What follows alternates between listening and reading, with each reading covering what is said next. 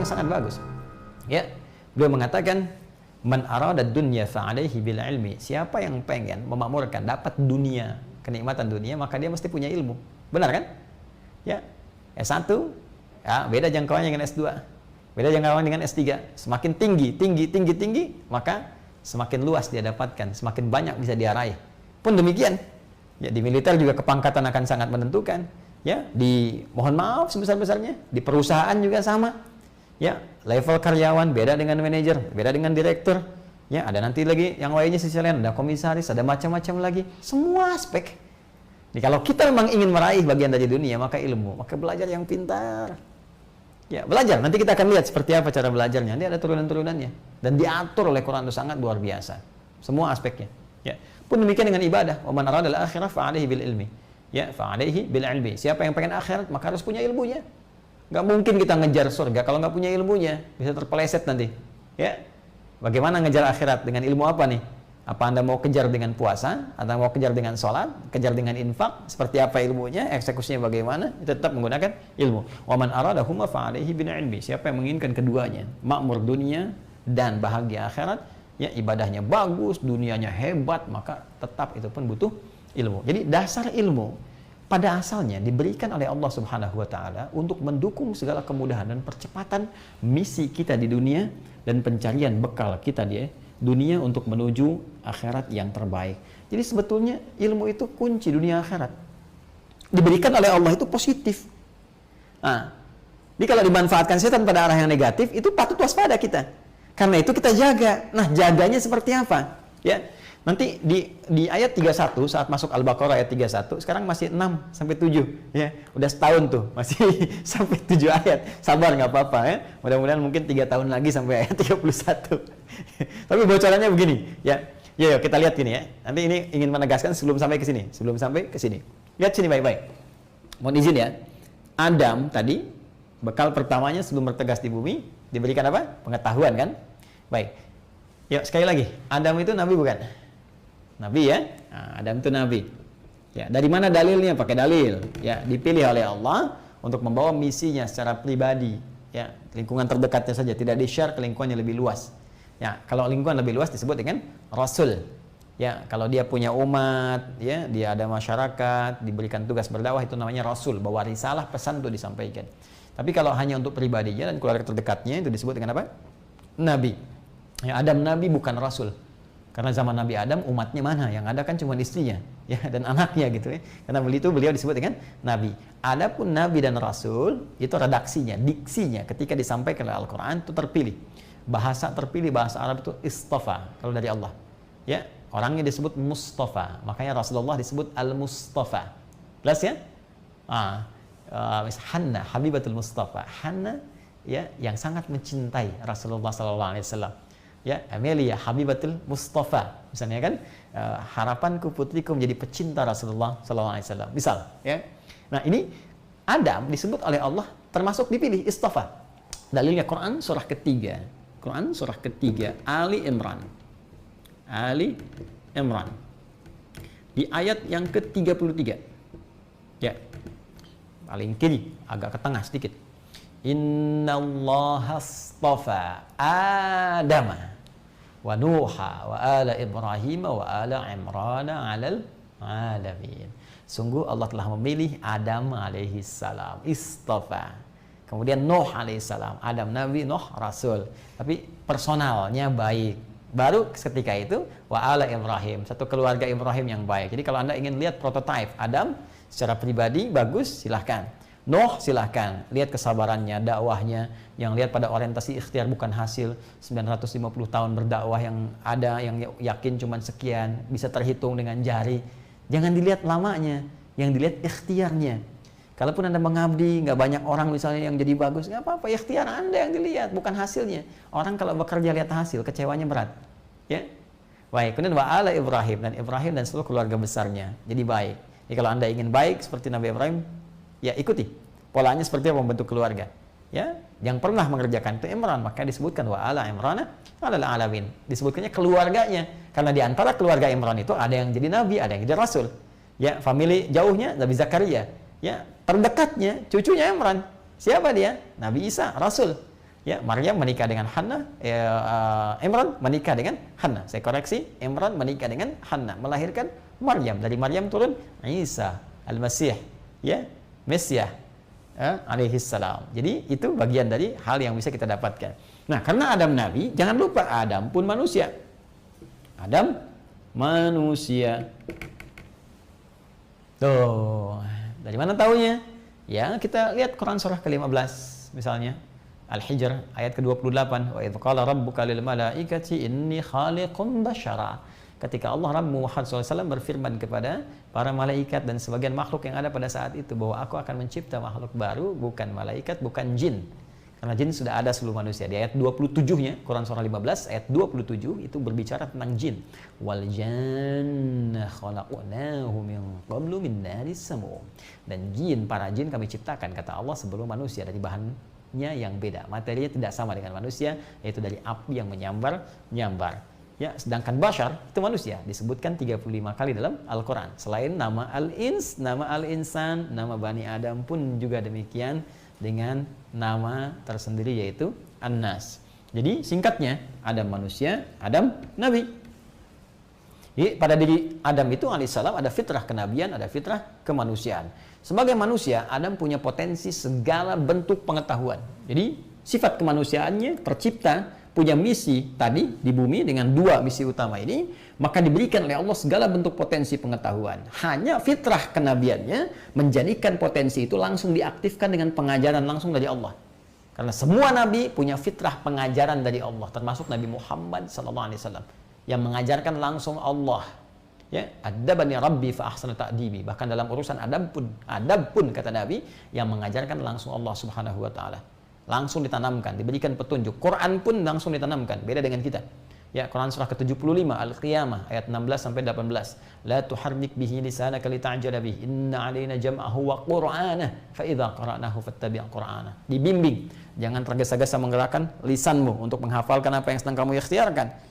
Biarkan kami bacakan, ikuti bacaannya. Tugas Nabi hanya ikuti saja. Kami yang tanamkan, kata Allah, bacaannya terhujam dalam jiwamu. Jadi ada fitrah kenabian yang diajarkan langsung, ada fitrah kemanusiaan mendapatkan potensi seluruh pengetahuan tadi.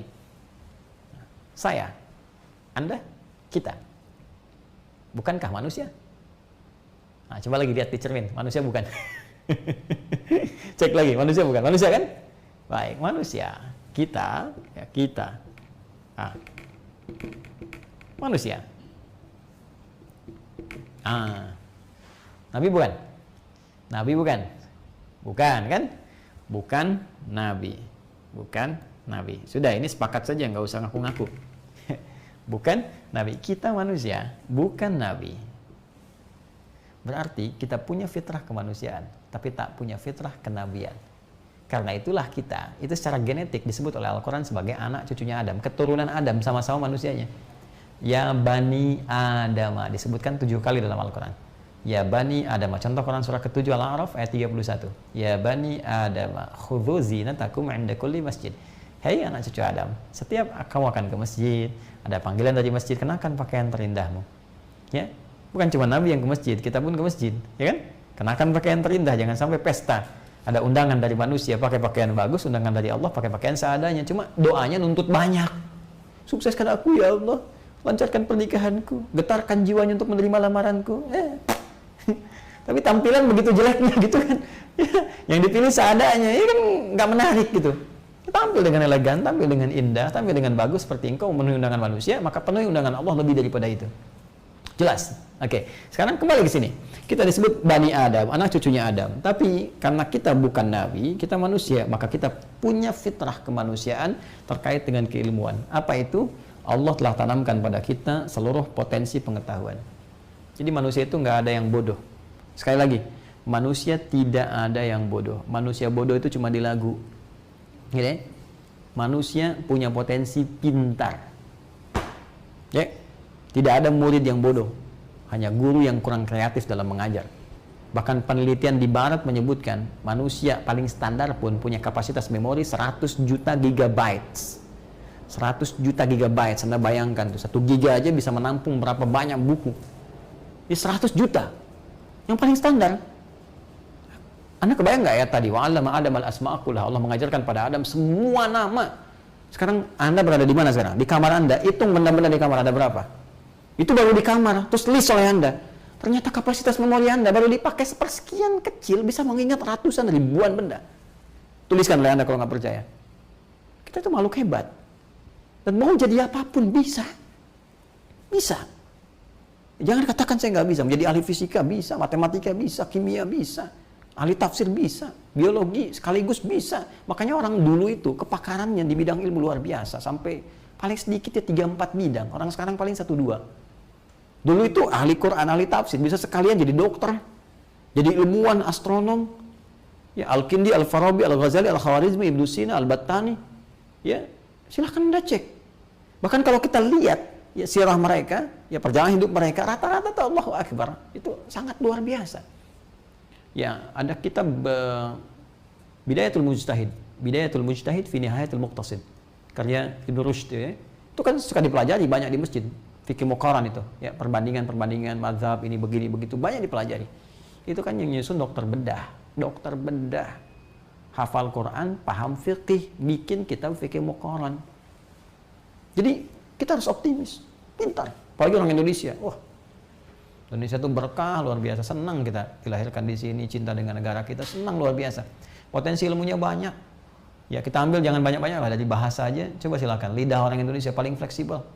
Bicara Arab kayak orang Arab. Masya Allah, Masya Allah. Assalamualaikum. Kaifa halak ya Muhammad? Kaifa halak ya Fatimah? Kayak orang Arab. Bahasa Inggris kayak orang Inggris. Hey, where have you been?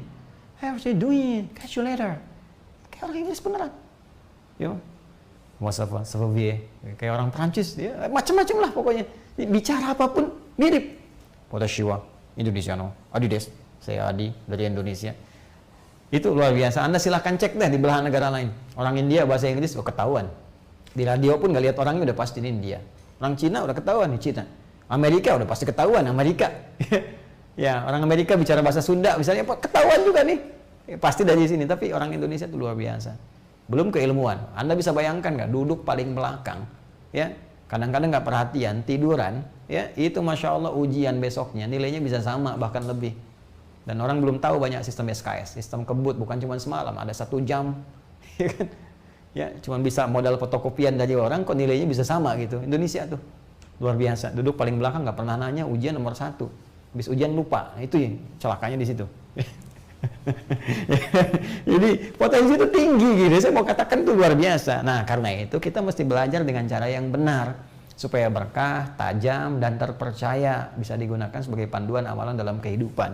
Apa diantaranya? Ada yang terkait dengan syariat. Seperti apa belajar syariat dengan benar? Jangan sampai salah. Belajar sholat dengan cara yang salah, salah sholatnya. Akhirnya apa yang terjadi?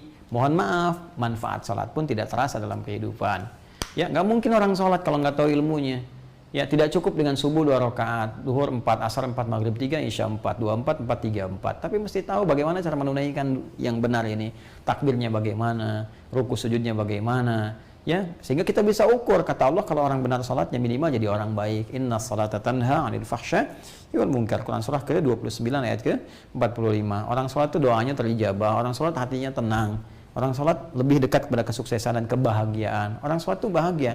Makanya ketika dipanggil hayya 'alas shalah, hayya salat, hayya 'alal falah. Mari bahagia. Sekarang kita tanya, sholat itu sudah menghasilkan kebahagiaan belum? Ya. Bahagia enggak gitu? Bahagia itu sederhana, cukup dengan secangkir kopi. Itu sholat Anda bagaimana? Bagi yang ngopi, bagi yang tidak kan belum tentu bahagia. Tapi Allah kasih yang universal nih, yang objektif. Sholat. Ya kan? Sholatnya udah baik belum? Jangan-jangan sholat tapi belum baik. Berarti ada yang belum benar kan? Perlu ilmunya. Ya, haji, umrah, ukurannya dilihat berhasil atau tidak berkali-kali tapi nggak dapat juga. Pun demikian, ada yang terkait dengan ilmu-ilmu umum yang kalau dikerjakan, kata Al-Quran, nih lakukan seperti ini, Anda akan berhasil. Makanya banyak para cendekiawan kita di masa lalu, ahli-ahli hebat termasuk dalam bidang matematika lah, astrofisika kah, bahkan fisika sendiri, astronominya dan sebagainya, itu rata-rata mereka ahli Quran. Hafid, good looking, ya, terus ilmunya bagus, good attitude, juga perilakunya mulia, dikenang sampai dengan kini, jadi rujukan bukan cuma di timur, bahkan di barat, jadi referensi sampai ke kinian tuh sangat luar biasa. Dan bagaimana mereka menerjemahkan itu dalam kehidupan? Karena yang dipakai prinsip Quran. Ya, saya nggak usah jauh-jauh lah, Quran saya katakan diturunkan di era Nabi itu kan jahiliyah tempatnya. jauh dari peradaban, jauh dari pengetahuan, jauh dari tindakan mulia. Turunkan Quran, bukan mukjizat Nabi Isa, tongkatnya Nabi Musa, tidak, hanya Al-Quran, tapi bisa merubah segalanya. Dan kemunduran dirasakan oleh umat Islam dalam berbagai aspek karena meninggalkan ajaran-ajaran Quran. Kata Quran jujur, bohong. Kata Quran bersatu, malah berselisih, terpecah belah. Kata Quran kerjakan A, malah nyimpang ke B. Bagaimana bisa benar kalau menjauh dari itu semua? Nah sekarang pertanyaannya, bagaimana kita mempelajari ilmu syariat dengan benar, kemudian juga sosial dengan baik, sehingga kita bisa menutup pintu-pintu setan. Contoh saat sholat, bagaimana cara sholat yang benar, sehingga pintu setan itu tertutup. Karena kalau lagi begini nih, mau sholat, masih berniat, itu kita bisa fokus. Tapi kata Nabi, ketika mulai takbir, idza kabbara, bima makna ketika mulai takbir, fayaqulu syaitanu, maka syaitan berkata, memberikan bisikan kepadanya, udhkur kada, kamu ingat ini ya, ingat itu.